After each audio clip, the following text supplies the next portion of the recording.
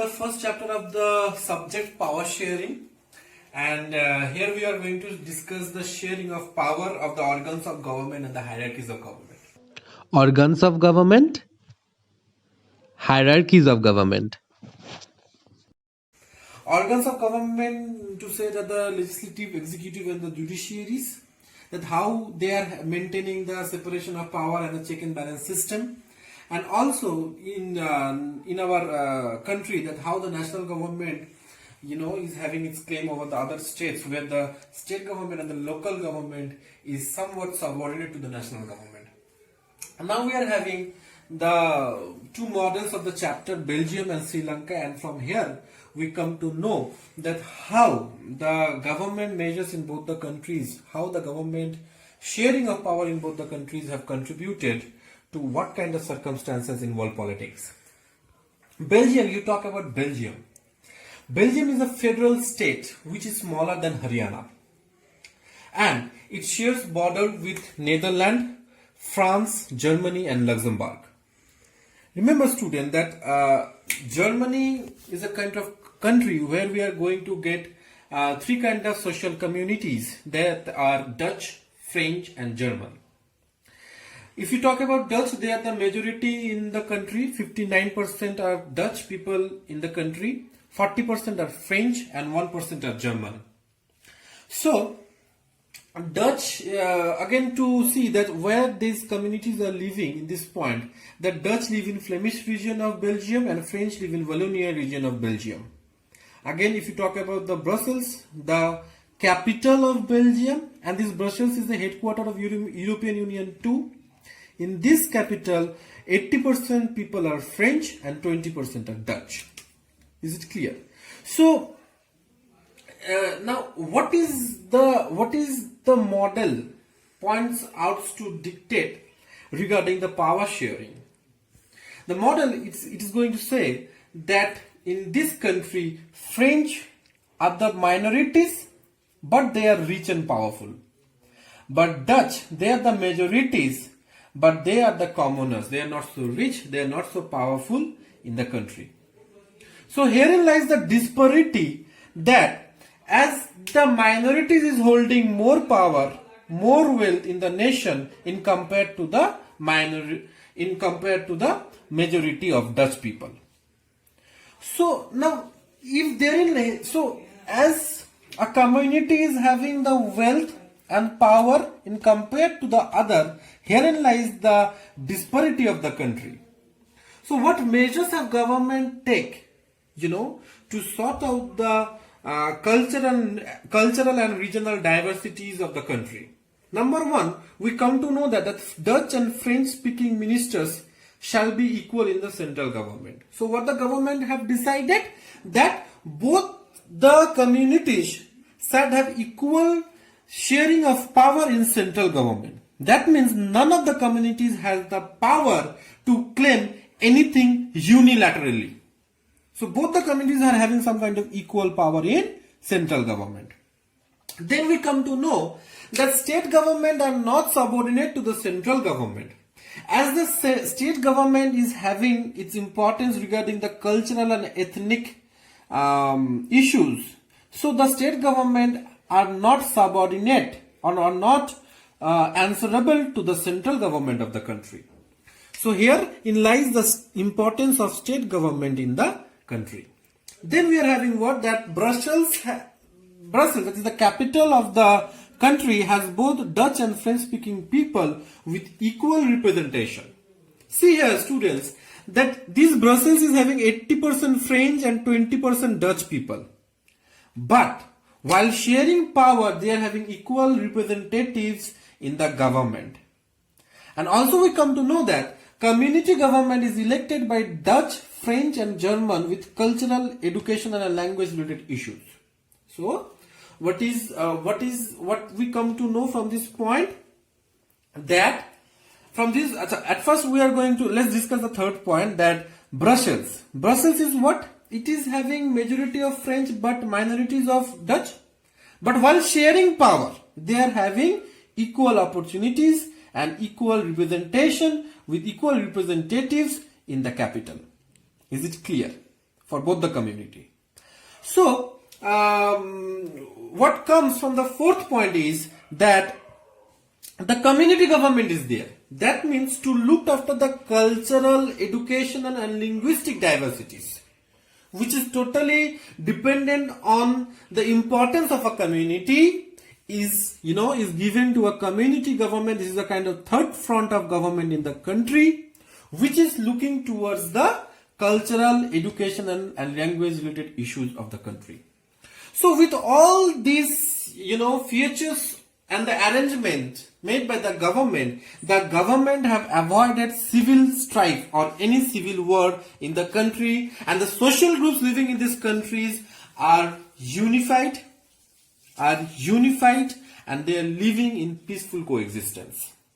So this we come to know from Belgium, that if a government is having the idea of sharing the power of the nation equally distributed, which can favor each and every communities of the country, then definitely the government is going to secure the kind of democracy which will give their people freedom and equal opportunities for betterment and living together with the attitude of sharing and caring.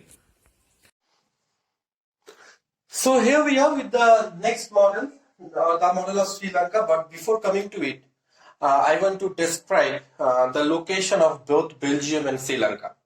If you talk about Belgium, Belgium is onto the northwestern part of India in the middle of Europe. And this country is divided into two regions, that is Flemish and Wallonia. In Flemish region, we are having the Dutch community, and in Wallonia region, we are having the French community. And if you see onto the northern part of the country, herein lies the capital of the country, that is Brussels. And Brussels is having what? They are having the equal representatives of government in the capital. So Belgium was successful in dispersing the power because the government have some sort of equal representatives for both the community in the land. But if you see about the Sri Lankan model, then it is somewhat different.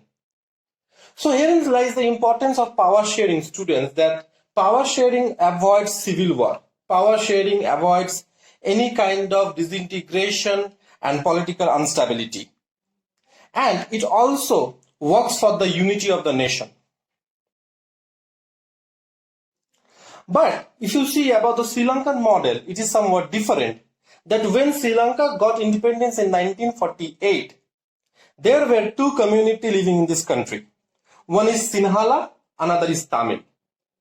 Sinhala the majority people and Tamil the minority people. Sinhala the people who are following the religion like Buddhism and Christians, but they are mainly following what? Buddhism in major. And again we are having two division of Tamilian here. One is Indian Tamil, another is Sri Lankan Tamil. Indian Tamil, if you see, and Sri Lankan Tamil, if you see, they both are following three religions in common, that is Christian, Hindus and Muslim. Indian Tamil have migrated during the colonial period, as a plantation worker, and Sri Lankan Tamil are the indigenous people of the land. But wherein lies the problem? Actually, what happens after 1948, the Sri Lankan government have followed majoritarianism. Majoritarianism means what? Here, the majority community will do whatever they want without following the advice and the necessities of the minority community. Because here the government is only following the majority of the community just for the vote bank. So the majoritarianism have created some kind of problem, and what steps the government have followed after the independence that we are going to see in the first part. So what steps they have followed? Number one, they have followed official language, that is the Sinhala as was recognized as the official language of Sri Lanka. Number two, the university position and government job was reserved for the Sinhala community. And number three, Buddhism was being, protected and promoted by the state. So if you see, the language and the religion both were protected and preserved for the Sinhala community. And also on to the other hand, you will see that the education and job was strictly restricted for the Sinhala community.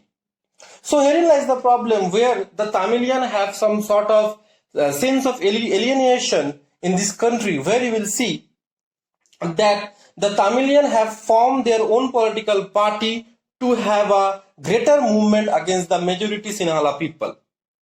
And in this political party, they have raised the voice to recognize Tamil as an official language, and also they demanded equality of opportunity in serving education and job.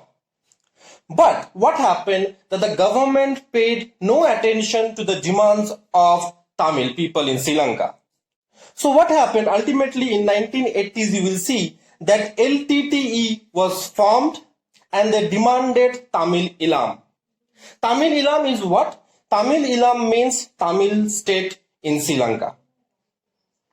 So if you see that Sri Lanka, that Sri Lanka lies onto the southern part of India, where the Tamil, if you talk about Tamil, they are residing in three major places in particular. One is Colombo, number two is Jaffna, and number three is Tinkumali. But from where does this LTT, have aroused to movement? You will see that Jaffna was their base camp. Now, coming to this, that LTTE was formed and it was being declared by the Sri Lankan government as something unofficial. So the movement aroused to a great height and it led ultimately to a civil war. So wherein lies the differences between the Belgium model and the Sri Lankan model? In Belgium, we have seen that the government have followed a particular method of power sharing. But in Sri Lanka, the government have followed majoritarianism. Number two, in Belgium, you will see that there is separate government or separate representatives for both the majority and the minority community. But in Sri Lanka, what happens? They have followed only one government, that is majoritarianism for the Sinhala speaking people. And number third, you will see that in Belgium, as the government was adaptive and the government was following equality in all respect of sharing power for the communities living in the land, so Belgium was peaceful after its independence. But if you see the Sri Lanka come out with civil war as the government have favored only one particular community in the country. Please watch the part 2 of the video for the end of the chapter. Thank you.